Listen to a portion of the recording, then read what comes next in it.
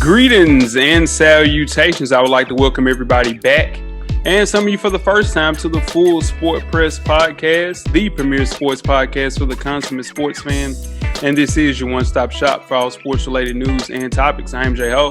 Boy, Big Jeff. Weezy in the building. Say what's up, Weezy. This your boy Weezy. What it do? What it do? Haircut. I need a haircut. Somebody come to the crib and cut me up. Nah, you need it. Yeah, right. Coach back in. So, Cal. What's happening, fellas? How's everybody doing? Man, good, man. Good. Making it, Coach. Making it. That's good. Trust and believe that, man. Good. Everybody good. Everybody need a haircut, except for Locke. Oh, shit. Everybody need a haircut but Locke. Yeah, for sure. Lock look at the split. It look good even if it don't. He got to look at the split. It look good. Look at the split. He put like, and you go back. Got to put a look like, hey, man. You got to know use your clippers, man. You know, it's a lot of years true. Work with clippers, you know. That's true. I don't trust myself. That's true. See, it started early, Jeff. See, it started early, long time ago. Long time ago. I don't trust myself. Long time ago, baby. Episode that boy hit a note right there. Right. Right. You heard that? That's that sign that is just bringing the best out of him. You heard that? Episode 341, man. We are analyzing the biggest what-ifs in NFL history. FSP style. Always FSP style. Better know it. Better damn know it. Better damn believe it. Let's kick it off, man. Best of the week, Weezy. What you got? Oh, best of the week for me was the Sunday night football game, man, between Seattle Seahawks and Arizona Cardinals. I think it might be the best football game of the year so far for me. Heard you. They went back and forth on that one. My boy Colin Murray put out a victory. Knew you was excited about that. He did. Yeah, he did. For sure. Jeff, what you got? Best of the week. Man, Rich Paul and Clutch Sports, man. They held a private workout for young Tyrese Maxey and Anthony Edwards. Aired it on ESPN2. All the other sports management teams in the NBA are pretty hot about that. But you know what I always say? Clutch rules the world. That's all I got to say. That's all right right there. That's all right, man. Shout out to Rich Paul. They was hating on my dog. Locke, what you got, man? Best of the week. Man, shout out to Mookie Betts, man. 615 representative. World Series champion again with the LA Dodgers. That's how you do it, man. You win one in Boston, go get the money in LA and win another one in LA, man. So shout out to Mookie, man. He's putting on for the city. We need to give a key to the city to the boy Mookie Betts. Sure. 100% you deserve it. That's a good one, Coach. My best of the week, man, is Tua Tagovailoa being named the starter for the Miami Dolphins. He could have started for the Dolphins last year before his injury, but there are no guarantees in pro football. This is a certainty. He's ready to play. Brian Flores knows what he has. It's time to get him out there. Those that don't already know or are not a believer in his talent, people know what's about to happen. You know, it's about to go down. I hope he kills against a really good defense to prove Jeff wrong. I'm excited to see him play one of my must-sees this Sunday for sure. So shout out to Tua, man. Good luck. I hope he kills. Worst of the week, Jeff, since we're talking about you, what's your worst of the week? I wish the kid luck. I hope he does well. That's a but I'm gonna keep it in the NFL, and I know Weezy said he's gonna touch on this a little bit later, but I just want to say something real quick. We're at a very dangerous and almost sad state in the NFL when a person gets blamed more for scoring a touchdown than the defense gets blamed for not preventing the opposing team from coming down and scoring again. I'm going to leave it at that because Weezy said he's going to talk about it a little bit later on. But we're at a real rough time in the NFL defensive-wise. That's sad, man. Very sad. Rough to watch. Worst of the week, Weezy. What you got? Worst of the week for me, I'm thinking right back in the NFL, man. My kicker, man, for the Titans. My boys fought back hard in the second half to come back from 20 points down. And we give you a chance within your range to win the game. I mean, to tie the game up so we can go to overtime. And you don't come through for us, your Uber rides been canceled in the city right now, big baby. And all your Uber rides are canceled. But here's the thing, though, is he's won 4 of those games for you. Yeah, but I know he won. He's won some games for us, but he lost the one. He lost the one, Jack. Fair enough. Lost the one. That's a big game too. Good game, great game. That's an AFC game. We could have been. We never got to worry about tiebreakers and shit. But it's cool. I mean, I'm hot at them, but I get over it. Worst of the week, Locke, what you got? Lil Wayne's photo op with Trump, man. saying Trump assured him that he's listening to what blacks have to say and that he'll get it done. Come on, Lil Wayne, man. You're the same guy that said you didn't know what Black Lives Matter movement was and that you don't know anything about politics. Now, all of a sudden, a few days before election, you're talking to Trump and he's assuring you what he's going to do for us. Come on, man. Come on. Oh shit. Well, right. I agree a lot. Worst of the week for me, it's my dog Spike Lou, man. Lou got on his podcast, the On Deck TV podcast, and stated that a guy named Jovan put him on Jay-Z. Lou has convenient amnesia and did not give me my credit for that. Gave him correct timeline, the year 1998, when indeed I was the first person to introduce him to Jay-Z and his music. Not surprised, but 100%. Hurt my feelings a little bit, Lou. But I get it. There's extenuating circumstances as to why Lou wouldn't remember certain things at this point of his life, for sure. So I just want my credit. We was playing GoldenEye, and Jay-Z was blaring, and I was like, play some No Limit, play some. I don't even know what else was popping right there. Had to be No Limit, not even Cash Money at the time. Listen, man, just give me my credit, dog. We're gonna talk about this in the matchup. We're gonna have to, for sure. All right. And make sure y'all check us out on iTunes, Facebook, IG, Google Play, Stitcher, Spotify, Beyond Pod, YouTube, and of course, the SoundCloud page to catch up on the full archive of past episodes of FSP. How do you do that? Just search Full Sport Press Podcast. When you get done with that, make sure you check out the On Deck TV Hip Hop Podcast with Animal Brown and Spike Lou, who my co-host just mentioned. Every Wednesday, that latest issue is up. The Cub interview, also known as Cook Up Boss. Y'all make sure y'all go check that out and listen to the boy Cub and the boys interview. Hello. Yeah. I was happy people got to hear the other side of Cook Up though. Like, you know, he's funny, you know, he's trolling and he admits to that, but you got to hear about why he's really doing what he's doing and his business sense. It was a dope interview. Good to see, for sure, man. Nashville through and through. You want to be introduced to real Nashville, you listen to that Club interview. Ooh, that's Nashville right there. That's real super Nashville. Fresher Than Your Average podcast, man. Feature myself and my dog Animal Brown, who gives me credit sometimes. A self-help fashion podcast directly related to improving everyday fashion. We have a new FTYA IG live show, FTYA Fridays. We have the founders of Lousy NY for an interview this week. Pull up on us via the IG page. We have the entire interview available on youtube.com/realveal directly for the culture. Wear your kicks, man. Cop responsibly. Also, don't forget, Patreon page is alive and well. We have new shows. We have new everything on there. Please come support the team. It features, of course, Full Sport Press, On Deck TV, Fresher Than Your Average podcast, and much, much more. Join the team, man. Episodes are up. Support us like we support everybody else, for sure. Let's move right along. Jeff, you got 10 good wrestling seconds. Oh, yeah. Start the clock, man. All right. So last week was Hell in a Cell. Shit. Let's go over those who got the W results. Okay. So the first match was Roman Reigns versus Jey Uso. All of us had Roman Reigns winning that. We all were correct. So 1 point for everybody. Next, it was Drew McIntyre versus Randy Orton. Locke and Weezy had Randy Orton. Jay and myself had Drew McIntyre. Randy Orton is the new champion, Jay. So we didn't get that point. And lastly, Bayley, the champ, versus Sasha Banks. Jay had Bayley. Locke, myself, and Weezy had Sasha Banks. Sasha Banks is your new SmackDown Women's Champion. Locke gets another win. Myself comes in, Weezy and myself ties for second. Jay. Yeah. Jay. And that is... Now, do it, repeat. Boo, boo, boo, boo. Do the positive right shit. Repeat. Nah, hold on. They tied. Weezy and him tied. Weezy tied for second place. No. Locke and Weezy tied. Yeah, I want. You're right. Weezy did get RKO. You know, y'all tied first. That is still a win.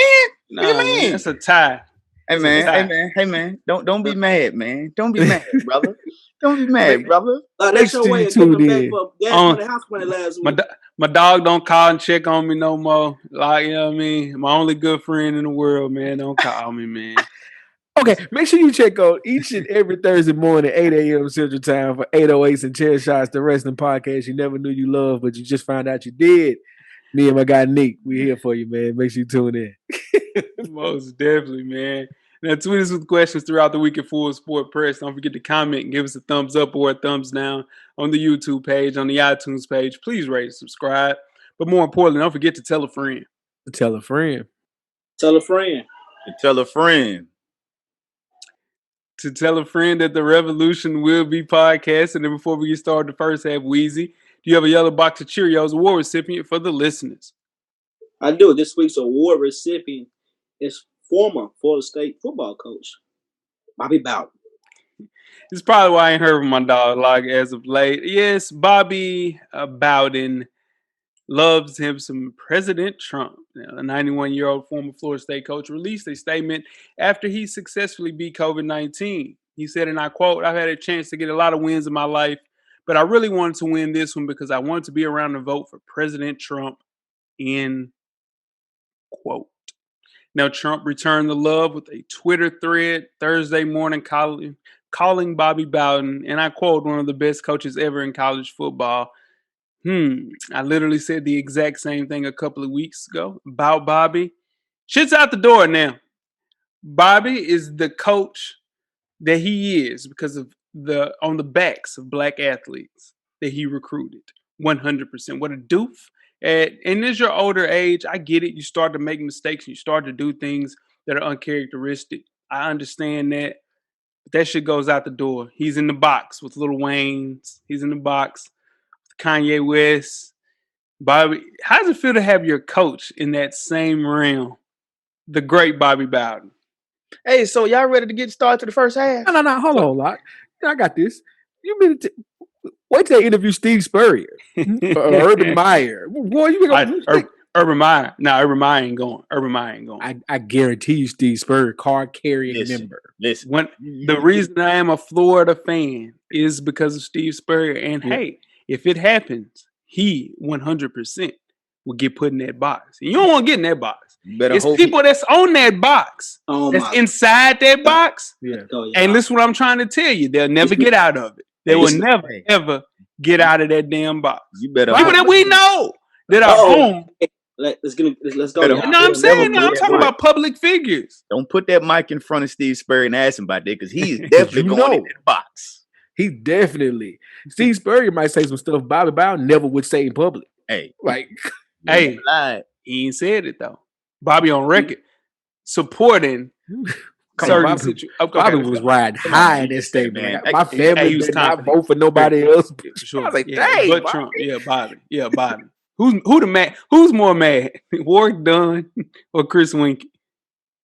Or Dunn. I think Winkie more mad than him, dog. Winkie might be up there. Winkie up there, dog. Hey, you know Winkie. Never mind. Yeah. We'll talk about Winkie. You guys ready to get started the first half? Let's do it. The first half is underway. Woo! First half, man. The hottest sports news of the past week, like we do each and every week here at the Full Sport Press Podcast. Before we get started, I am J-Ho. It's your boy, Big Jeff. It's your boy, Weezy. What do you do?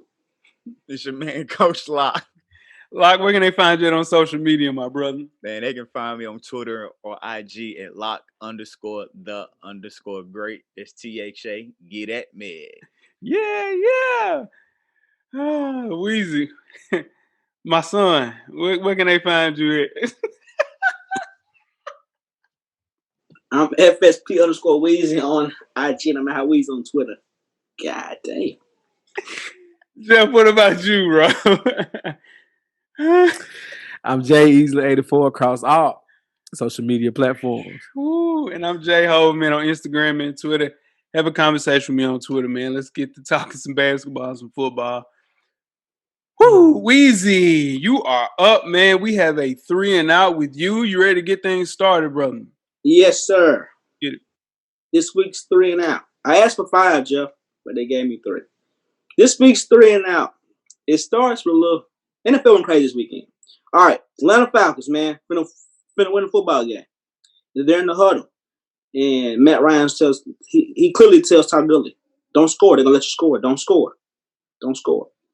All right, they call the play, 22 wham, whatever you call it, right in the middle, and he says that's the end zone. I'm gonna score it, and then the last minute he tries to hold up, and the momentum carries him in the end zone. They lose the game. Todd Gurley, man, he might be done too.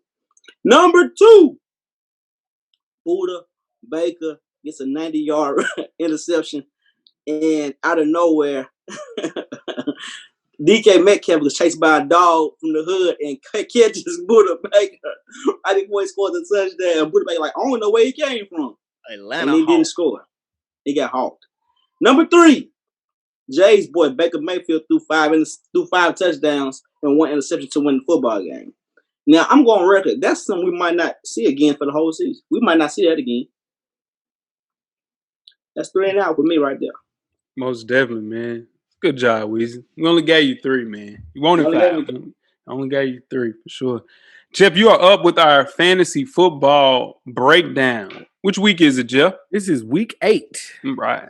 Starting to see playoff positioning come into play. People start to make their pushes. Let's talk about it. Up first, we got Now Watch Guys. Shout out to Sean Watch versus the preseason champs. Shout out to Shane. Both teams are 3 and 4, and Shane is projected to win this one. Next, we got Coach's Corner at 3 and 4. Shout out to Coach Wayman making his push. He was 0 and 4 at one point. Coach Wayman is 3 up right now, coming against Weezy, who is 1 and 6. Keep fighting, Weezy. Just keep on fighting, brother. Not for long. Don't worry about it. Not for long. I said keep fighting. I didn't say anything. I know you did, but I don't like that shit. I don't like fantasy football. It's okay though. Okay. All right. Coach Wayman's projected to win this one, but Weezy's going to keep fighting. That's what he's going to do. Big Draco at 4 and 3. Shout out to Chad versus TB12 memory loss. One time for D Harris, 6 and 1. Solidified the top 2 position. And D Harris is scheduled to lose this one. He's projected to lose this one to Big Draco. See how this plays out. And next, we got myself. Winston's eye exam at 4 and 3, fresh off a 2-point loss. That, my goodness, those Atlanta Falcons and my quarterback, Matt Ryan. Also, I had Odell Beckham, who unfortunately got injured for the rest of the season. Put up a goose egg for me. But it's okay. 2-point loss. I'm 4 and 3 going up against A Royale with the Chiefs, who is 5 and 2. This would have been game of the week status if I wouldn't have lost last week. We both would have been 5-2, but I lost. So right now I'm up. I had Matt Ryan also as well last night, so I'm up. But shout out to Twin. He's projected to win this one. We'll see how that plays out. I need you to get that W, Jeff. Oh yeah, most definitely. Okay. And Kanye in 2024, 6 and 1. Shout out to AB going up against Cam and the Diplomats. He started Teddy Bridgewater last night. Cam did. He's up right now, 39 to 20. But AB is scheduled to win that one by at least 20 points. And lastly, we got shout out to Parham. I know he's listening. Show me them TDs versus Vandalay International. I'm sorry, Parham's 3 and 4 versus Vandalay International. Shout out to Reagan. He beat me last week. He's now 2 and 5. He's actually scheduled to get his second win in a row. Projected to get his second win in a row. So that is week 8, FSP Fantasy Football. Most definitely, man. Shout out FSP Fantasy Football Breakdown, man. It's shaping up to be a good season, man. Better than I thought it was going to be for sure. Need you back, Jay. Yeah, it ain't happening. Let's kick things off, man, in the first half with some NBA talk. The NBA is targeting a 72-game season that begins December the 22nd and has everyone scrambling and moving up the start date and trimming 10 games. Could allow the NBA to complete its season before the Tokyo Olympics, which are slated to open in July. Reopening in December will be a tough ask for players on top of playoff teams, especially those who completed the finals. Last season, 132 days passed between the last game of the 2019 NBA Finals and the first game of the 2019-2020 campaign. That period would be trimmed by nearly half to 73 days if the league started on December the 22nd. My question for you guys, is this good or bad for NBA players? I think it's bad for the players right now because the way the game has been played, everybody's strong, everybody's fast, everybody's quick, and the injuries are piling up, and these guys can't take much punishment. That's just too much, too quick. but they got to do what they got to do. The pandemic, and the players got to roll with it. Players don't realize they signed up for that deal once they signed up to play in that bubble and they wanted to finish that season. That's what they got. That's what they signed up for. You can't back out of it now. I think we're kind of being a little short sighted with this. We're only thinking about the teams that made it to the Western Conference Finals, maybe in the championship. Because you think about a team, mind you, no one really cares about these teams either. Think about a team who didn't play in the bubble. They haven't played since March. You know what I mean? So by the time December rolls around, it's a completely different thing. Or a team that went to the bubble and didn't make the playoff, like a Pelicans or like a John Morant, and they made the playoff, they had a play-in game. But teams like that. So it's been a long time for them. We're kind of more so worried about the premier teams like the Clippers, the Lakers, teams like that, the Nuggets. So it is a short period of time. I don't think it's going to happen. I think we're looking at a January start and a condensed season, maybe even February. But if it does do the December start, LeBron and players like that, we will see a lot of load management. A lot of load management. Jeff, you took the words right out of my mouth, man. The players already low managed now as it is. Yes, the finals just ended in October, but like you mentioned, it was only 2 teams playing in. And if they wait any later to start, it will cut the season down by more, which will in turn cut down on the players' pay. Because if they don't get these 72 games, they're not going to get their TV contract money that they've already missed a lot out last year. They missed out on ticket sales. The NBA cannot afford to lose out on any money. So you better believe if they miss out on this TV contract, they're going to cut them players' money, and the players don't want to do that. Go ahead and play in December. Load management like you do everybody in the first place. They'll be done by mid-June.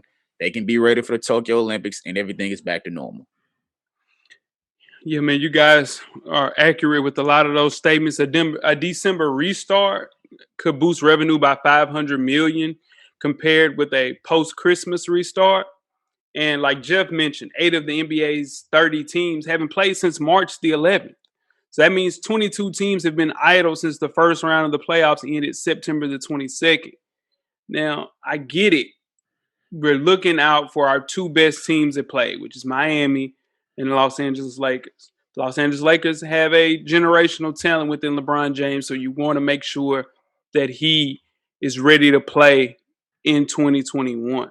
So in turn, they're going to have to find a way to skin the cat a different way, because clearly this isn't a fan favorite. Well, it's 100%. It's more of a fan favorite compared to a player's favorite.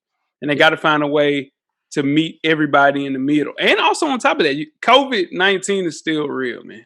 And you got to go with bylaws of large indoor gatherings with that. The bubble was designed as a bridge to kind of bring some type of recoup as far as television revenue, like Locke was talking about. You crown a champion, and just to buy some time against the virus. I think they did a great job of that, and they'll find a way to do that in 2021. I just hope we get to see some basketball sooner rather than later, for sure. Keeping it with the NBA, the Philadelphia 76ers, who just recently hired Doc Rivers, also got a new hire in Daryl Morrey. They hired former Houston Rockets general manager Morrey to run their front office for the next 5 years, while the Sixers general manager Elton Brand is still expected to keep his job and work under Morrey. Morrey, who has spent the last 13 years in Houston, parted ways with their franchise 2 weeks ago after losing the first round sweep to the Boston Celtics. Is this a big deal, little deal, or no deal for the 76ers in this hire? I think it's a big deal for Elton Brand. It's like they hired a general manager over general manager, but if they want him to work under the man, I don't get that. That's a little bit of shot in the face for me. I'll take my talent somewhere else. I'm telling thank you, but no thank you. I couldn't do that, me personally. That's my two cents on it. Totally understand where you're coming from. I think with this, it's going to be a learning experience for Elton Brand. And for Daryl Morey, it gives him checks and balance, because both of these guys have made some questionable decisions as general manager. You look at the signing of Al Horford in Philly from Elton Brand, and you look at whatever they call that, what they're doing in Houston with the small ball and things like that. So of course it's good on paper, and just buying into the three ball and stuff like that. But obviously, it's not held the championship yet. So you look at that, you got two guys in the room that's going to make some of the same decisions, checks and balances for each other. I think on paper it works. Elton Brand is one of those up and coming guys who probably could use someone in his corner just to give him a little guidance, a little tutelage. I hope it works out for him. I agree, man. Daryl Morey took over Houston. And they were bad, y'all. They're really bad. Made a bunch of different trades. The best trade he made was getting James Harden for pennies and turned him into basically a perennial winner. Now, with Daryl Morey and Doc, they have a good relationship. He tried to get Doc to come to Houston when CP got traded. Didn't work out. Here they are now in Philly with way more talent than Daryl Morey ever had as far as a collective. In 13 years, he was with Houston. So Daryl Morey figured it out. You have to figure out what he's going to do with Ben Simmons, whether that's including CP3, whether that may be trading to get James Harden, Paul George. He'll figure it out. But the city is kind of putting trust in a person that's kind of different in the process. Daryl Morey makes plays, y'all. He's a playmaker. He's making trades, and he's going to get some things going. Hook or crook, that team won't look like how it is right now by the time the All-Star break is, for sure. Yeah, the key piece of this is Doc Rivers. They're going to listen to him because he's a vet. So anytime they're going to make a decision that might be questionable, Doc is going to have input that they're going to really pay attention to and listen to. That's why I think this is going to work out for him. Even though, like Jeff mentioned, he's made some questionable moves in the past, I think having that veteran in Doc helps him make those better decisions, which should get Philly to where they want to be. Hope you guys are right, man. All right, so let's move to the NFL. All right, guys. So usually NFL trade deadline comes and goes.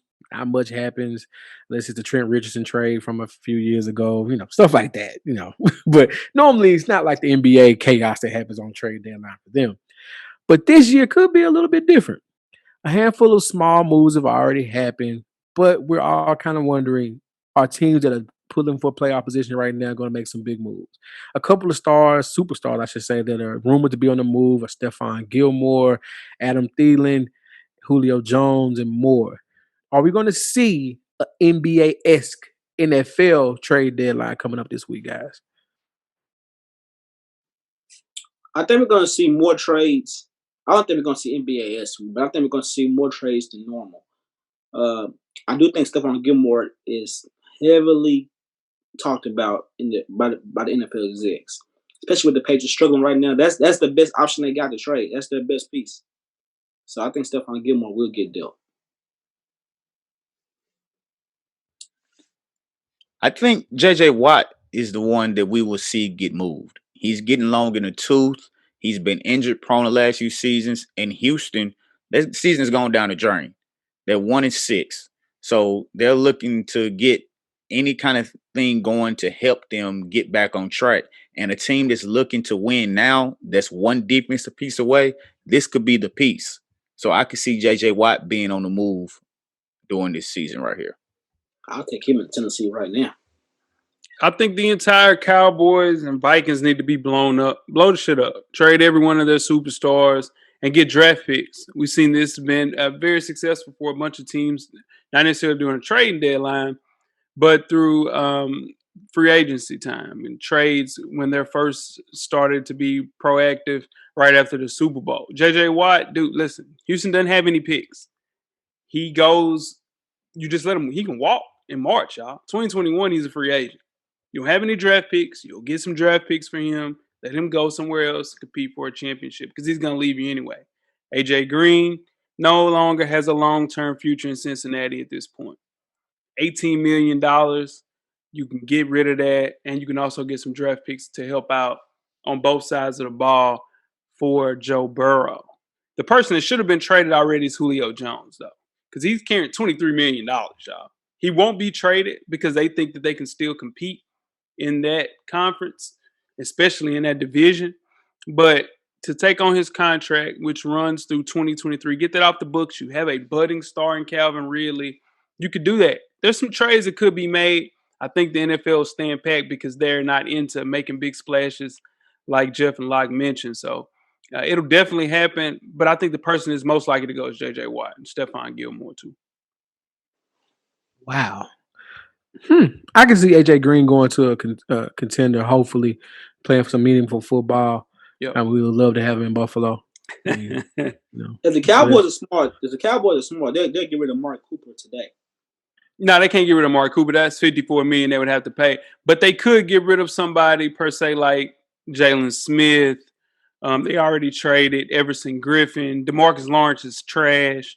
Stuff, people like that for sure. Okay, I'll take the bait on this one.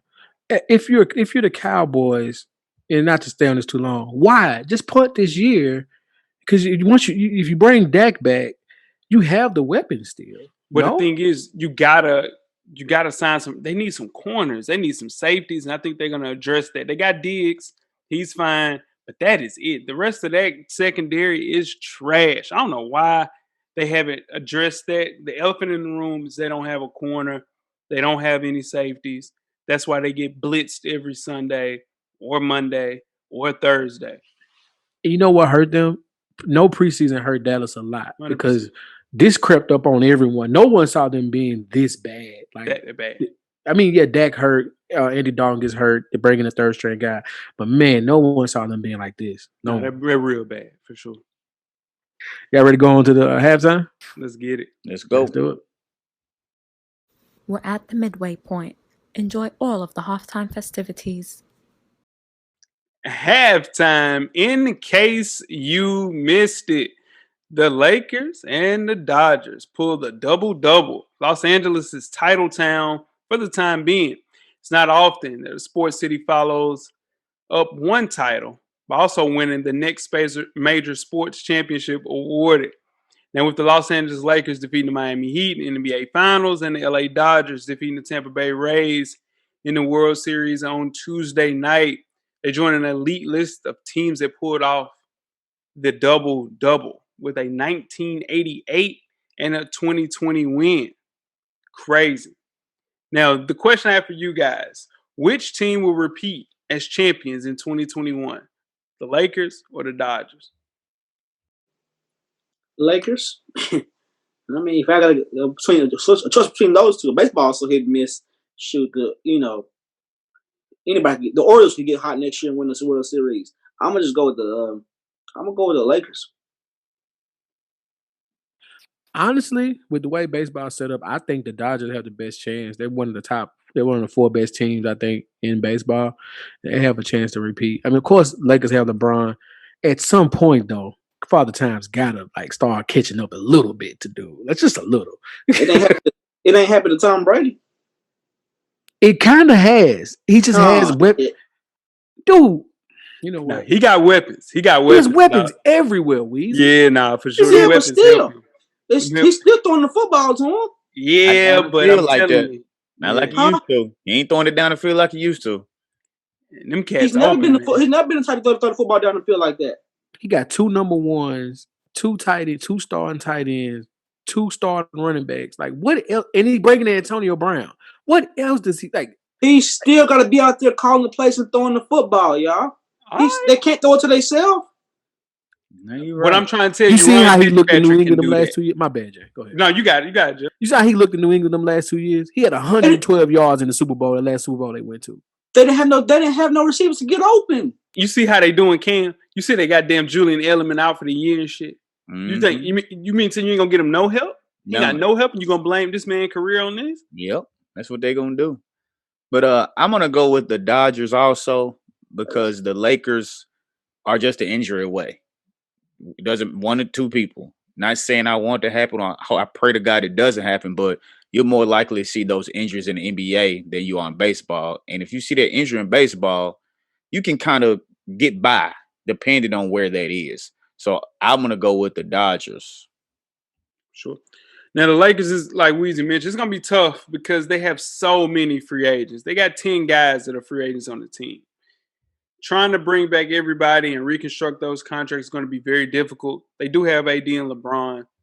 But here's the thing. You got to have pieces around him. It's going to be tough to put that together. Rob Pelinka has a huge task in front of him, especially on short time now.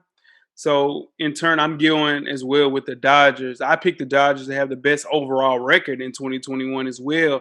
They're in a great position to repeat, man. Like Jeff said, they have a great pitching staff. They have a great offensive staff. They're not going to lose a lot of people. And if they do, they have a lot of depth. You guys know what comes after a drought. They haven't won a championship, since 1988. What comes after a drought is a lot of rain, or in this case, a lot of titles for the Dodgers. I can see them winning for sure. Quick question. If the Rays don't make that pitching change, do the Dodgers win that game? No. They don't win the game, but they win the series in 7. I called that in 6 too. Oh, I did too. I think we all did, Jay. I think we all could have said. I don't believe that. Run the tape back. Run the tape back. I think we all said 6. Let me look it back. You guys ready to get started second half? Let's go. Real quick. Nope. Go back to game 5. Go back to game 5 when the catcher made that play. The catcher, that wasn't the catcher's fault. If I say the catcher's fault, that wasn't his fault. He didn't make a dumb play. Yes, it was. He got to catch the ball. He did catch the ball. No, he did not catch the ball. No, he caught the ball. He was making a swipe tag. The ball fell out. He did catch the ball. So if he's making a swipe, he didn't hit nobody when the ball came out his glove. The ball just came out his glove. So whose fault is that? His natural reaction is somebody's coming. He didn't see him. That's what you. It doesn't matter if he don't see him. If he catches the ball and it's in his mitt and it falls out the mitt, whose fault is that? That's the catcher's fault. But so what are you talking about? No. Listen. What I'm saying. Hey, you guys ready to get started with the second half? Let's do it. Ah, shit. Yeah, somebody said a sweep. Nah, nobody said that. Nobody said damn that. sweet. The second half is underway. Second half, the biggest what ifs NFL edition, show 341. Before we get started, I am J Ho. It's your boy Big Jeff. It's your boy Weezy. What it do? It's your man, Coach Locke. Like a fumble is a perfect metaphor for how precarious the course of history can be in sports. One weird bounce off the turf, an outstretched hand, and an entire outcome can be decided. The NFL has been filled with what-if moments that could forever change the league today. Now, that's why we're here today, to facilitate conversation of how the NFL could be different with a few simple decisions. Without further ado, FSP is here to analyze the 10 biggest what-ifs in NFL history. If you missed last week's show, we did the NBA, 10 of those. Knockdown, drag out conversation ended up really well, man. Great show last week, you guys. Let's kick it off with our first what if. The biggest what ifs. What if Barry Sanders' teams weren't actually awful? If Barry Sanders' team wasn't awful, he would have 2 Super Bowl rings. Because he was he was the people say to this day he's the best running back they ever seen play. I've actually heard one of our co-hosts say that to this day. He's the best running back they've ever seen play. I've seen Barry Sanders beat 10 people in the box and he makes 8 of them miss. Like that's uncoachable, that's unteachable. That might be the same thing, but it's unstoppable. Put it like that. Really the Lions have never recovered from that. They never recovered from Barry Sanders leaving them. They still suck to this day. So I'll say this: if Bears teams weren't awful, is kind of a rough statement because he did, if I'm not mistaken, have 2, maybe 3 playoff years, wild card years, not conference, championships or anything like that, but wild card years, 9-7, 10-6, years. So that's it's okay, not awful, but if he had help, he would at least have at least 1 Super Bowl ring. But the thing about it is, no, I'm not going to say that. He would have made a conference final. You know what I mean? Because you still run into those Cowboys teams of the mid-90s. You still run into those 49ers teams of the early to the mid-90s.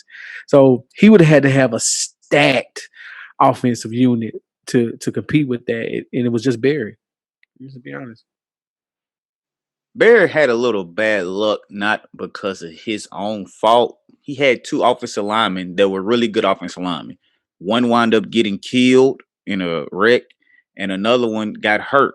Those were his 2 best offensive linemen that he ended up not playing with, really.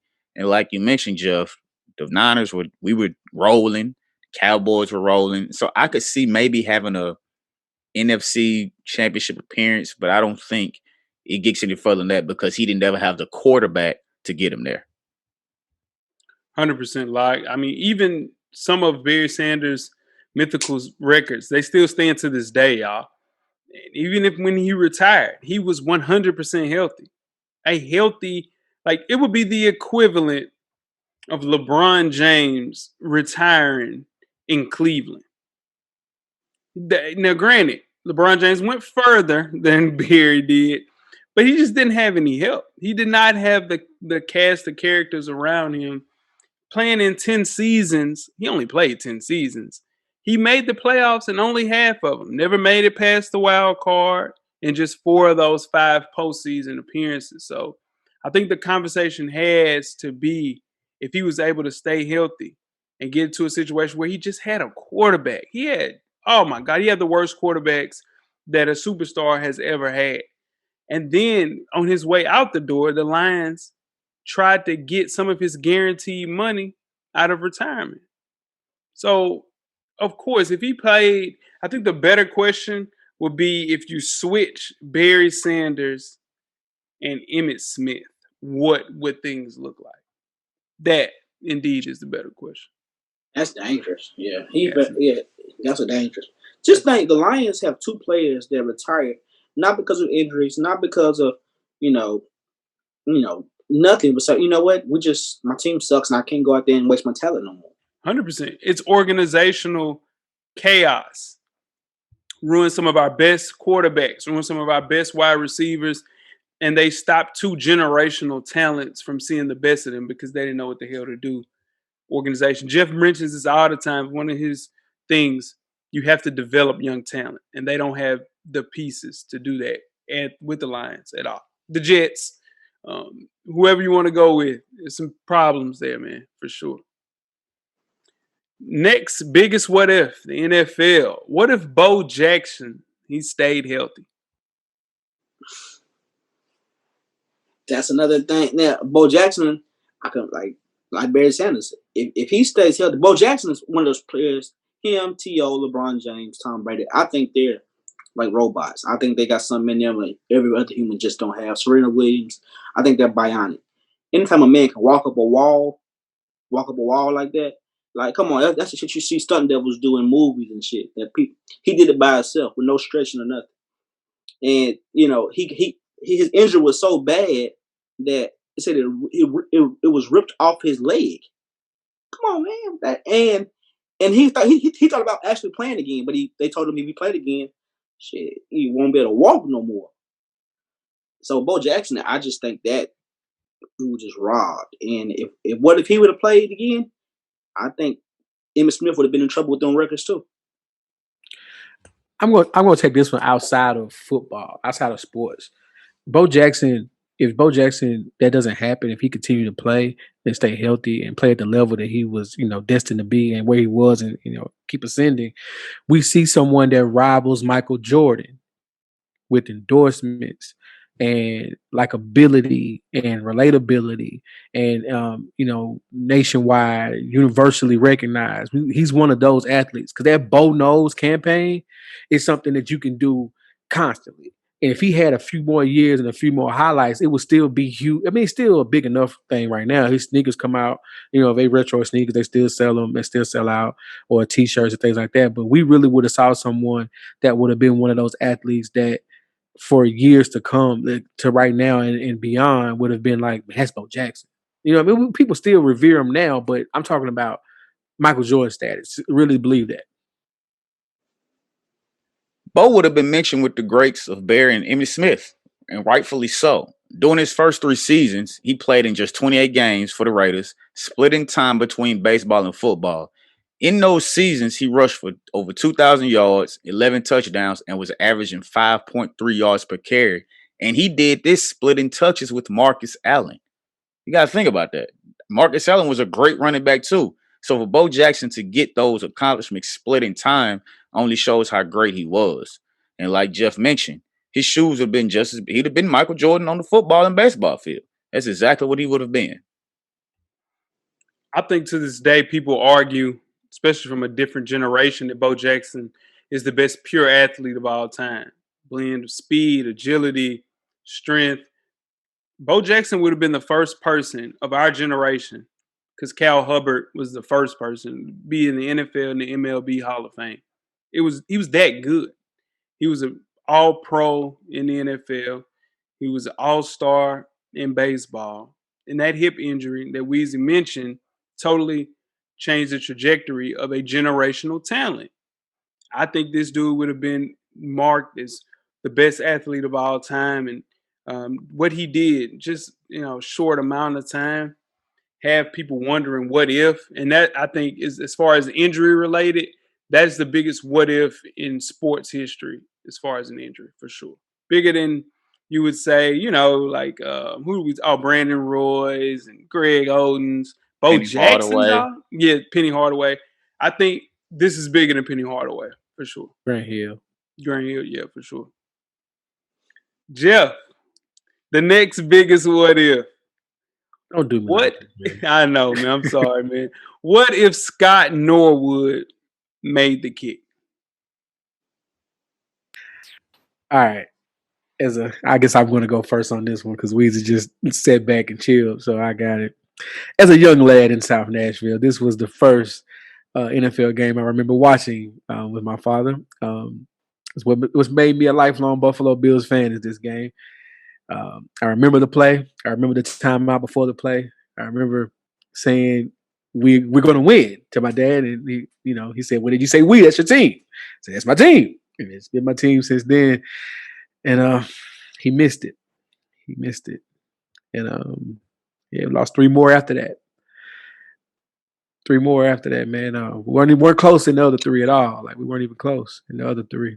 So I don't really like y'all making me relive this right now, but you know what I mean. I'll say this: if he makes that kick, we win one of four. That's what we do. We not beating the Cowboys those 2 years. That's not happening.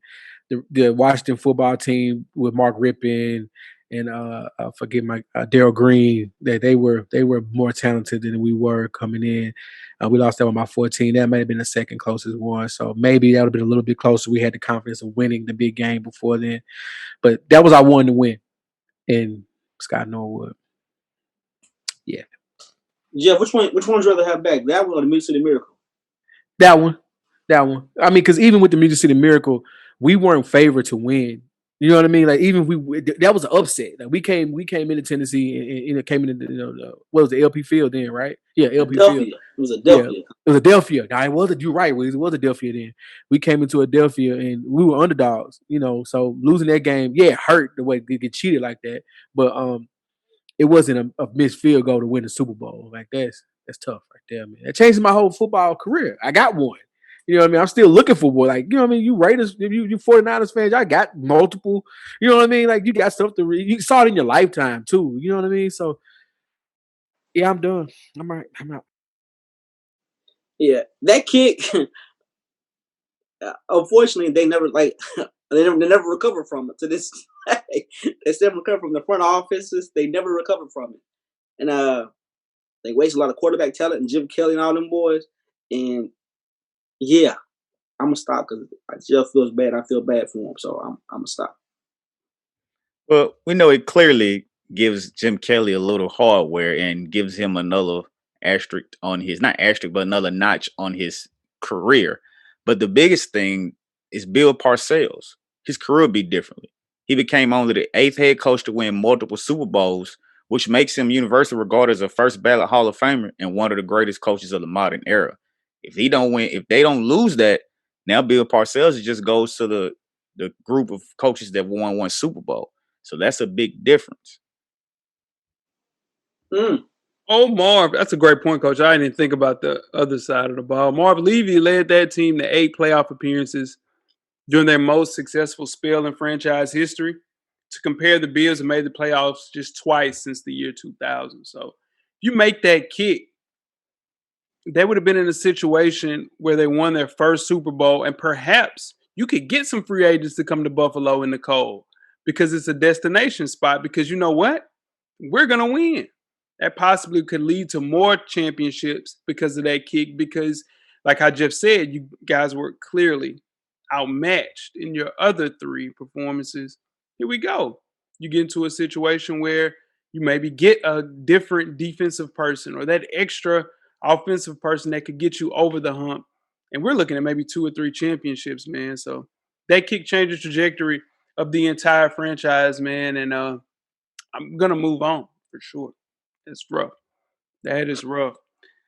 The next one is the biggest what if. What if the Patriots went undefeated in 2007? That's the only thing they're missing for Tom Brady. That that's the only thing. He had an undefeated season. That's the only thing he's missing. I think that season. I think that game was rigged. Super Bowl game was rigged just because they didn't want him to go undefeated. I really do, but cause you got to think. I mean, that's the day that Tyreek catch with his helmet. And it's like who does that? That's the only one Bill Belichick and Tom Brady needed to say, you know what, y'all can argue all y'all want, but we got an undefeated season. Nobody's ever done it except the Miami Dolphins back in the day. That makes them, that makes them, NBC and ABC, all those type of, that's high up there. You go to White, they'll give them a key to the city, give them a key to the White House. You can go open the door anytime you want to go open the door and just walk in. That's that type of echelon. Yeah. I don't know. I always feel I'm thrown off at that last. I'm not gonna lie, guys. Like I'm here though. I'm here, but this okay. I'm here. Okay, my bad. All right. So to me, it affects Eli more than everything. Because what saves Eli's career with the Giants is he has 2 rings. He doesn't win that one. I'm not quite sure they have the trust in him to get back that next time. So that ring, that game, that playoff run, because they barely made the playoff. They had to beat, if I'm not mistaken, they had to beat New England to get in, right? No, that's not true. They lost. But that New England game meant more to that last game of the season meant more to the Giants than it did to the Patriots. So them making the playoffs and then seeing how they hung with the Patriots and then winning the game with that Tyreek catch and Teddy Bruschi celebrating a little bit prematurely on the sidelines before the game was over. So I think to me that what if actually helps out Eli a lot because those 2 rings really saved his career in New York. Like Weezy mentioned, man, this changes a lot. This gives them the greatest team ever in football because the Dolphins did it, but they only won 16 games. This gets them 19-0. It also gives Randy Moss a ring to match his Hall of Fame career. That's the one thing Randy Moss was missing, and everybody thought he was about to get that ring. The other key thing is, even though the Patriots win, if they win this game and they go 19-0, there's still an asterisk because this was the year where they caught Belichick and the Patriots spying on other teams. So even if they win this game and go 19-0, people still say, yeah, you were 19-0, but you were cheating, spying on people. Yeah, man. Coach, 2 really great points. A lot of points I was going to hit to, especially with Moss. You put him, maybe you get him past Jerry Rice with that because Jerry Rice don't have an undefeated season with that. And also on top of that, Tom Brady is already considered to go, right? Whatever he's did right now, given the hardware that him and Belichick has amassed over their time together. But having an undefeated season, I think would possibly put him above Michael Jordan. It's a situation where you look at him, you're like, well, okay, yeah, it's a situation where there's some losses, but has Mike ever went through the entire playoffs undefeated? Of course you're not going to go, 82-0 and I'm telling you, we're going to see a time when somebody doesn't lose a game in the NBA. I'm telling you, we might not be here to see it, but I'm telling you, it's going to happen. Anyway, and without that catch, we don't even know who the hell David Tyree is. For sure. He's still signing football helmets right now to this day, probably making a good living because of that. But Brady and Belichick would be in uncharted territory. I think the asterisk would be there because of Spygate, but I think at the end of the day, we know why we're not paying any attention to Spygate because it is Bill Belichick and Tom Brady. People don't realize about the Super Bowl that David Tyree catch. The Giants went undefeated on the road to win the Super Bowl. They didn't lose a road game, so it wasn't no home field advantage. Like so, the Super Bowl was like all right, we're cool. We play on the road. We'll be fine. And they had no pressure in the Super Bowl too. Nope. All the pressure's on the Patriots. Double time pressure. Not only Super Bowl pressure, but go undefeated pressure. For sure. Let's move right along to the next what if. What if Pete Carroll ran the ball? If Pete Carroll ran the ball, he'll have an extra Super Bowl ring. That period. If Pete Carroll ran the football, it takes away all the backlash he gets from USC. They don't even talk about that no more because he came to the NFL and won one NFL, and it's all people remember. So for me, anyway, because I'm a low key USC fan, but like that's just a bonehead mistake. Like everybody, I remember sitting in Locke's house watching that game. We all thought, man, they can run football and win the game. And they threw the football, and we stood and we looked at the TV like, what was it fixed? We thought it was fixed. Like, was it fixed? It looked actually fixed. So that's one of the things you just don't understand why even make that call. I think everybody looked at the screen like it was predetermined. You knew Beast Mode was getting the ball. Everyone, we all called it. You know, I remember saying, I think I even tweeted game time. Like I tweeted it before it even happened. Like, you know what I mean? Because you knew Lamar Shawn's going to get the ball. He's going to get that. I think it was 2 yards, right? 2 yards tops. And you ran a slant. That is in theory, it's a high percentage rate pass. That's the play you choose all the time in Madden, Jeff. You're a slant throwing person on that Madden. My bad. Go ahead. Not really. High percentage play, baby. Right in front of the quarterback face. That's all we got to do. But at the end of the day, but the Patriots knew that, and they read it. And could they have called pass interference? Maybe. A little contact. But you're not calling that a Super Bowl in the last play. Give the ball to Marshawn Lynch, win your championship. This puts Russell Wilson and Pete Carroll in that different category. Russell Wilson gets 2 rings quickly because they had been long and he already won a Super Bowl. And like Weezy mentioned, it gives Pete Carroll that upper echelon, puts him in the same category as I mentioned earlier with Parcells. He has 2 Super Bowl rings now, 2 Super Bowl wins. The funny thing, though, is that everybody thought Marshawn Lynch was going to get the ball, and he's been on record saying himself that he was glad he didn't get the ball because it changes his outcome and he wouldn't have gone and played for his hometown team, which I thought was very interesting because he says if they give him the ball, they win a Super Bowl and his whole career is different from there because he also probably wins Super Bowl MVP, which they did not want to see him on that stand at that time because he was saying everything. Yep. But it changes everything for Russell Wilson, puts him in another echelon, and same as Pete Carroll. Yeah, guys. Jeff, you got something? Go ahead. That would have been 2 for Russell under his rookie contract. Like, just being honest, that'd have been 2 for him, and he's still on his rookie contract. That'd have been amazing. Yeah, that's true. I didn't even think about it like that. It was 2nd and goal, y'all. You got the premier power back, like Jeff said, the league leader in rushing touchdowns the previous year and that season, multiple opportunities. It's 4-down territory. You give him the chance, he's going to make it, y'all. He's going to make it. You know what this does? Malcolm Butler. If Malcolm Butler is in a situation where he's not there to make that pick, the Titans don't give him $88 million. He's still playing in New England or playing somewhere else for half of that. This changed the trajectory of Malcolm Butler. Also helped the dynasty that was the New England Patriots. So maybe a situation where Earl Thomas and Richard Sherman would still probably be around because they were looking at Pete Carroll very differently after that. Changes a lot, man, because of the decisions of Pete Carroll. And I think the dynasty with the Seahawks would have been a little different because I'm telling you, man, as well as you guys know, everybody loves a winner. That's why people go to different situations. Free agency looking different if you have a young budding quarterback and you can get that going in a different situation. You can get some more players for sure. If y'all remember when Malcolm Butler made that catch, right? And then the next time New England went to Super Bowl, I think it was a couple years later. He didn't even play. Yeah. He didn't play in the Super Bowl. Yeah, Bill Belichick benched him, Malcolm Butler, because he was late to a meeting. Yep. And changes the trajectory, dog. And they lost to the Eagles. And you guys overpaid him that next summer. Yeah. Picture that Marshawn Lynch Super Bowl MVP speech though. Oh, that would have been epic. Oh, come on, man. That would have been. We got robbed of just excellence. I remember sitting there before they called that play. I was like, man, I can't wait to hear this MVP speech. Ooh. Never happened. Never happened. The next biggest what if Michael Vick never got in trouble with the law?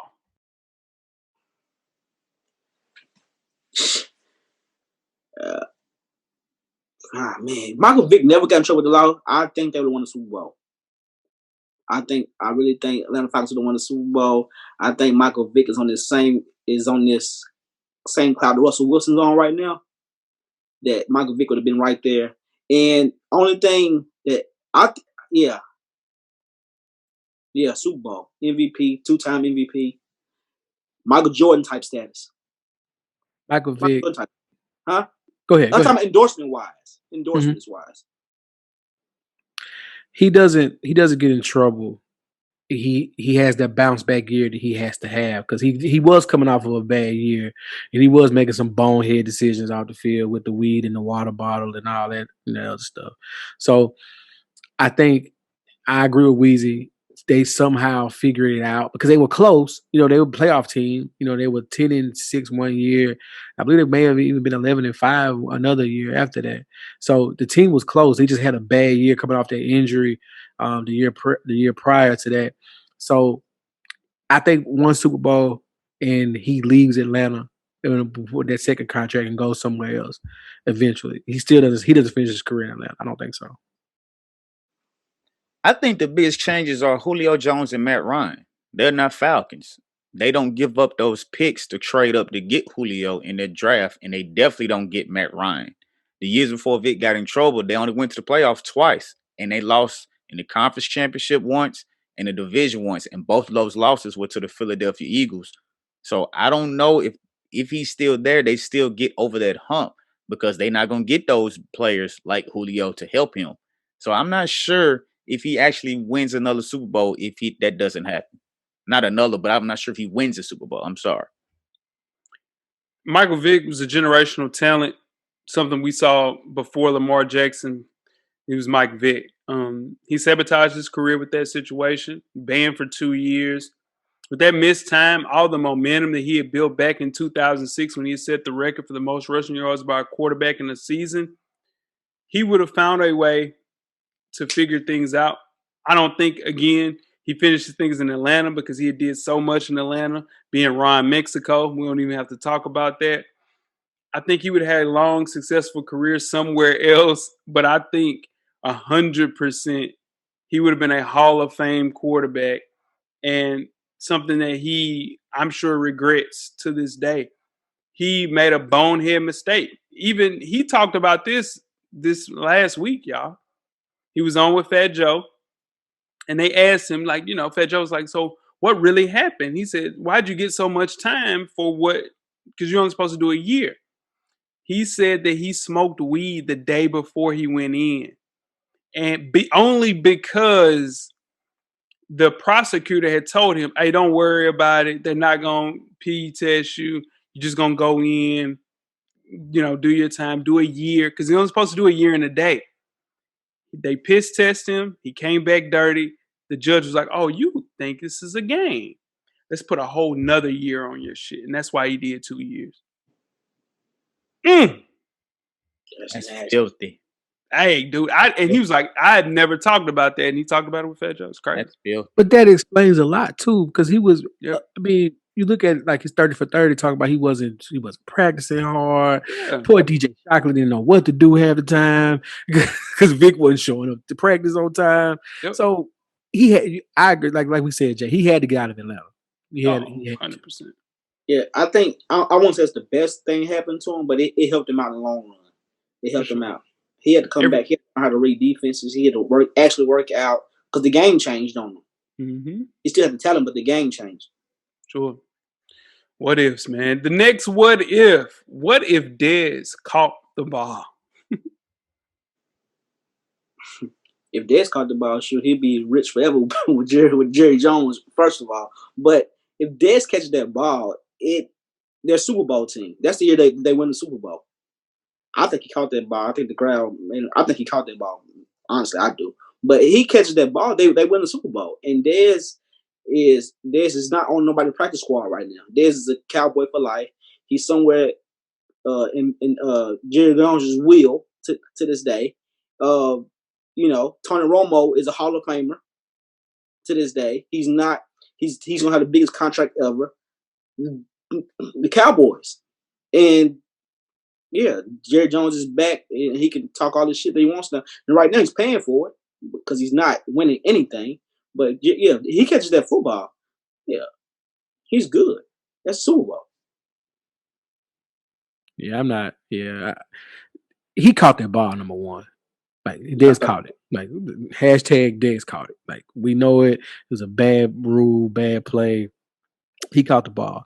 I'll take it one step further for Weezy, what he said. I think the Cowboys win that. It changes how we view Tony Romo, right? Because his biggest knock on him was he never won a playoff game. He didn't do this. He didn't do that. So if it changes how we view Tony Romo, we also get robbed of having Tony Romo in the announcing booth because he doesn't go there as early. And Dez, like Weezy said, is in Jerry Jones's will, but it changes a lot. There's no Dak and Zeke in Dallas, so there's that. But yeah, man, this changes a lot. Dez caught the ball. Dez definitely caught that ball, but I don't think it changes anything except the score being closer. He catches that pass, the Cowboys score under 4 minutes left, and then Aaron Rodgers just drives the Packers down the field for a game-winning field goal. He'd already driven the Packers into Cowboys territory for points on 3 of their 4 total second half drives, including touchdowns on their past 2 drives. On the final drive, he just drove them down with no time on the clock. Green Bay kicks a field goal, wins the game, and nothing changes. This is one of the most controversial plays of the entire decade, y'all. 4th and 2, man. Dez caught that damn ball. Ain't no question about that. But this changes the Cowboys, man. They get back to the glory days. This set them back 10, 15 years. No question. The Cowboys again become a free agent destination spot. Changes, like how Jeff said, the trajectory of Tony Romo's career. Of course, DeMarco Murray as well. And Dez goes down as a perennial top 10 wide receiver of all time just off of one catch. That's how big that missed call was, man. I think 100% they win this game, and the entire look of the Cowboys changes. I think Dak would still be there, but you don't get Zeke, and there's a bunch of different things as far as some small pieces. But I think you get some of those big guys that come to Dallas, like a Calvin Johnson or somebody like that, and you'll be surprised how much winning changes a lot of this stuff for sure. The next what if? What if Robert Griffin III, Sweet Bob Griffin, never got hurt? If RG3 never gets hurt, he gets a big time contract. The thing kind of pays him whatever he wants, and he's a starter in the NFL to this day. To this day, I think they ran him in the ground. I think it was partly his fault too, because he wouldn't tell him he was all the way hurt, and he wouldn't tell him he was all the way. That's partly his fault too, and it cost him his career. It cost him his career as a starter. I mean, he's still getting paid by Baltimore right now. Be a serviceable backup. Yeah. But his days as RG3, right, are long gone. So what if we amend this question? What if he never got hurt? So what if he didn't rush back to that when he came back? It was the playoff game, right? He came back in a playoff game. He made that one run, and you saw it. Like, nah, he's not ready to play at all. Like that. And he had a big brace on his leg, like a huge brace on his leg. It's almost like not to bring up bad memories for J. Hove. It's almost an Isaiah Thomas situation in Boston. Like, he shouldn't have played. He should have sat out that whole time and ride that rookie year out. With everything he was able to do, get healthy, come back the second year. And be ready to play football. Instead, he rushes, comes back, gets hurt again, and it's never the same. We got Kirk Cousins.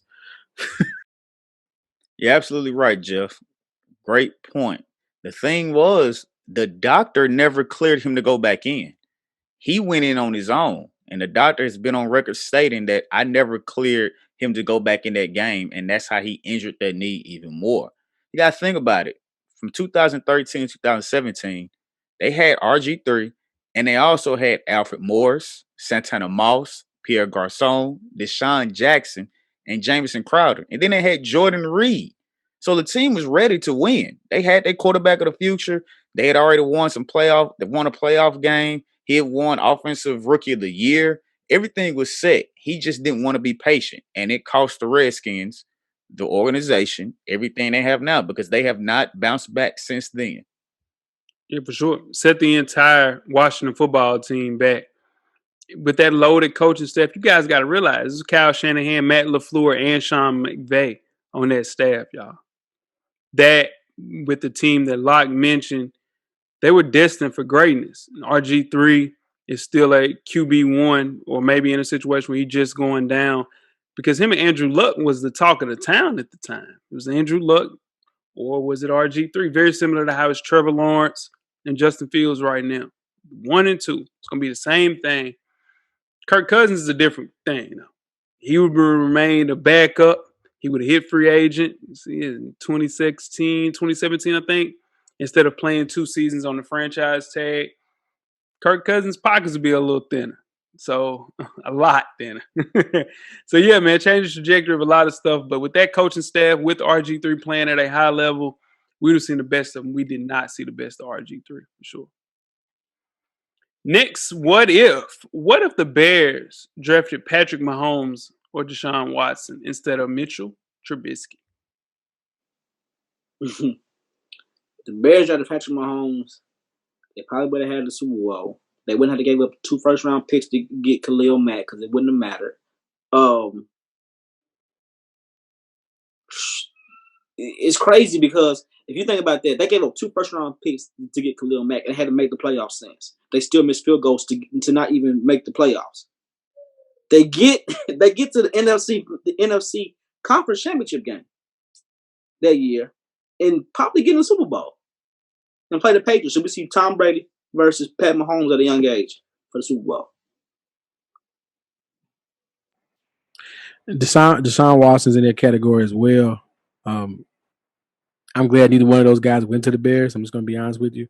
It may be Deshaun because, Houston's not that big of an improvement, but at least Deshaun got to experience playoff football in Houston with the team before Bill O'Brien, decided to gut it for no apparent reason. So I would say if the Bears picked Deshaun Watson or Patrick Mahomes, I think we would have been robbed of seeing those 2 guys become the talents that they are today. The best thing for them was not to go to the Bears. Look at Trubisky, look at Rich Grossman, look at Nick Foles, look at Jay Cutler. Jay Cutler not in Chicago would have been probably borderline MVP candidate quarterback, but he just never matriculated like he's supposed to. Something about those quarterbacks in Chicago, they don't play out, they don't pan out. Yeah, I agree, Jeff. Deshaun Watson, if he goes there, it's kind of similar to what he sees in Houston. The only difference is that he doesn't have a nuke. He doesn't have DeAndre Hopkins, one of the best receivers in the NFL. But I would have been curious to see what Pat Mahomes did without all of the weapons. Because at the end of the day, Pat Mahomes has had numerous weapons ever since he's been in the league. He's had the Andy Reid running that offense to cater to him. All coaches don't do that. They don't change the offense to cater to the abilities of those quarterbacks. And if Pat Mahomes go to Chicago and they don't do that, I don't think we see the same Pat Mahomes in Chicago. That 2017 draft class was nuts, man. You got Pat Mahomes, you got Deshaun Watson, you got Mitchell Trubisky. It is very similar to like passing up a generational talent, and you had 2 that you missed out on. Pat Mahomes was given that chance to set, like how you said, behind Alex Smith. I don't think he's the quarterback that we see today because you get to smooth out those rough patches that we saw at Texas Tech. I don't think he would be the same player if he was thrown in the fire like Mitchell Trubisky was. And if you add in Deshaun Watson, it'll be pretty much the same because they got new. You know who the number 1 wide receiver was with the Bears in 2017? You guys wouldn't guess. It was Kendall Wright, Weezy's guy. Right? Yep. Yeah, Kendall Wright was Weezy's guy, man. So I think the best thing that they could have done was either draft Mitchell Trubisky because they wasn't going to get Myles Garrett. He went number 1. Or Jamal Adams. So if you go either way, I think you can put a defensive player there and they can still fly around the ball and be the person that you could be. But getting Trubisky that you had, it was going to look the same, whatever, because you don't have the talent. That's just it. The Bears didn't draft well. The Bears didn't have the talent to help out Mitchell Trubisky. Or the coaching. Was that? Or the coaching. Or the coaching, for sure. Matt Nagy ain't that bad, though. I think it is that he just don't have pieces. Matt Nagy ain't that bad. He ain't that good either. He ain't that good either. He ain't that good either. He ain't that good either. The next one, man. Biggest what if. What if the world accepted Colin Kaepernick's movement from day one? The world be a better place. End quote. And I'll be done with that. The world be a whole lot better place than what it is right today. Nothing to say. That's it. Walk off. You're absolutely correct. And I'm going to add, because it's my team, we have another Super Bowl. We would have another Super Bowl in San Francisco for sure. We are just now bouncing back from not having a quarterback, and the verdict is still out with Jimmy. I still need Jimmy to make some plays down the field. He does. I ain't got no damn quarterback. He's getting Jimmy. Hey, I ain't gonna lie. Jimmy looked good last game. He did look good. My dog been hurt. I'm back. I believe in Jimmy. I'm back. But we haven't had a quarterback ever since then until we got Jimmy. So we have another Super Bowl in my eyes, and like Weezy mentioned, the world would definitely be a better place. Yeah, man. I mean, yeah, if we're looking at, the trajectory of the San Francisco 49ers, for sure we'll have a Super Bowl. But I think the NFL would be a little different if we just kind of paid attention, at least put in racism on the back of the helmets. The world be a better place, on the field and stuff like that. I think, people would look at stuff a little different because if, these football players and the shield is a mythical thing, very similar to what we talked about within the world. And, maybe some of these idiots that pay attention to football the way that they do, and they say, well, you know what, maybe it wasn't that bad if they would have just got behind Colin Kaepernick day one instead of ostracizing the way that they have, for sure. Last but not least, a bonus. Biggest what if. Weezy, what if LeBron James played football? Megatron 2.0. Megatron 2.0. He got recruited by your boy, Urban Meyer, Ohio State. What's that say? It wasn't Urban. It was the dude with the tattoos. Tressel. Jim Tressel. No, Urban Meyer recruited him too. It wasn't Ohio State, but Urban Meyer recruited LeBron James. He was at the University of Utah then. So yeah, he recruited LeBron James. Tressel recruited him at Ohio State. I think LeBron would have been, he wouldn't still be playing right now. It would have been no 17 years in the NFL. That ain't gonna happen. But it would have broke down by now. But he would have been a premier Algie Crumpler, Jared Cook type of tight end. Very serviceable, very dependable, sure-handed, athletic, go get the ball. Maybe even Chico. Rest in peace, Chico. LeBron James, he probably would have been a faster Travis Kelce. He ain't not going to want to do a lot of blocking, but he's going to be a mismatch problem. They're going to get him out in open field, and he's going to take advantage of smaller DBs and corners. It would have been crazy to see with his vertical throwing the ball up. And like you mentioned, a lot of those tight ends were basketball players anyway. So it fixed that mold for sure. Yeah, a lot of people comes as a surprise. And if you follow LeBron James, you see how serious he is about the NFL. Football is his first love. And he hit that growth spurt. He put the damn football away and we're playing basketball. So I think with LeBron James, he made the right decision. If he played football, he wouldn't be this transitional talent, generational talent, mythical figure as LeBron James is. I think he would have attacked it just like basketball, a true student of football. He would dominate. He would be, I think he would be better than Algie Crumpler or Chico. Rest in peace, Chico. I think it would have been a situation. Any kind of way, though.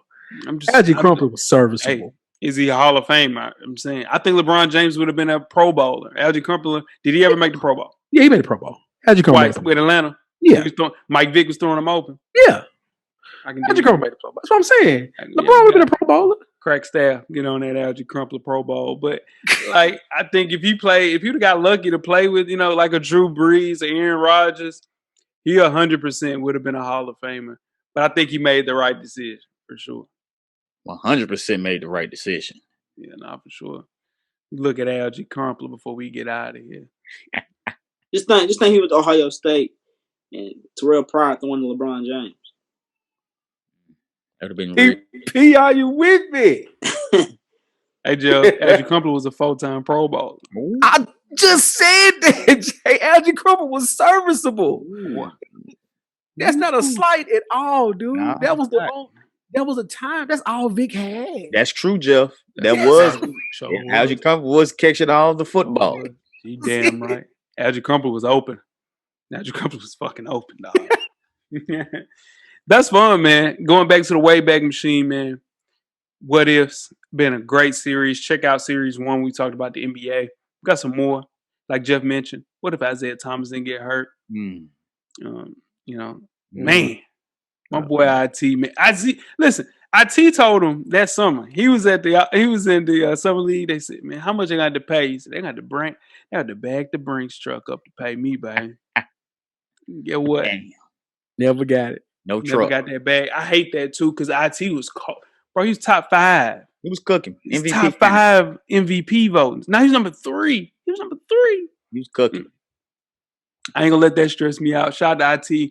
That's my dog. I can't wait. One day I'm gonna have a conversation with IT and be like, man, slow grind, man. Woo, that slow grind, dog. My boy.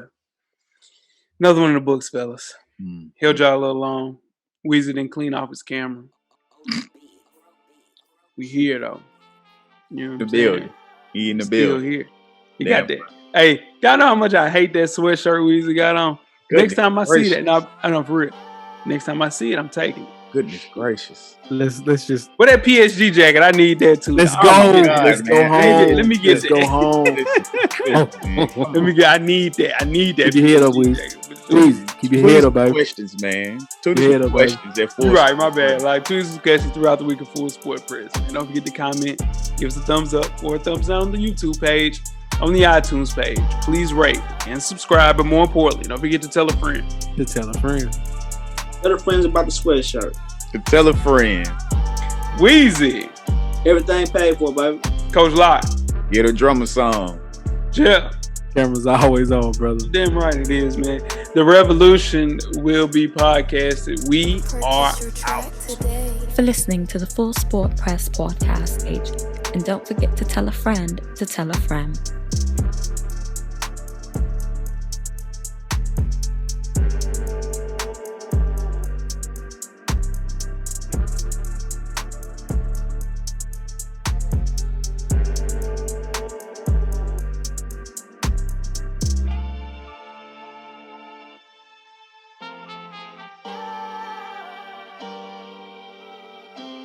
The revolution will be podcasted.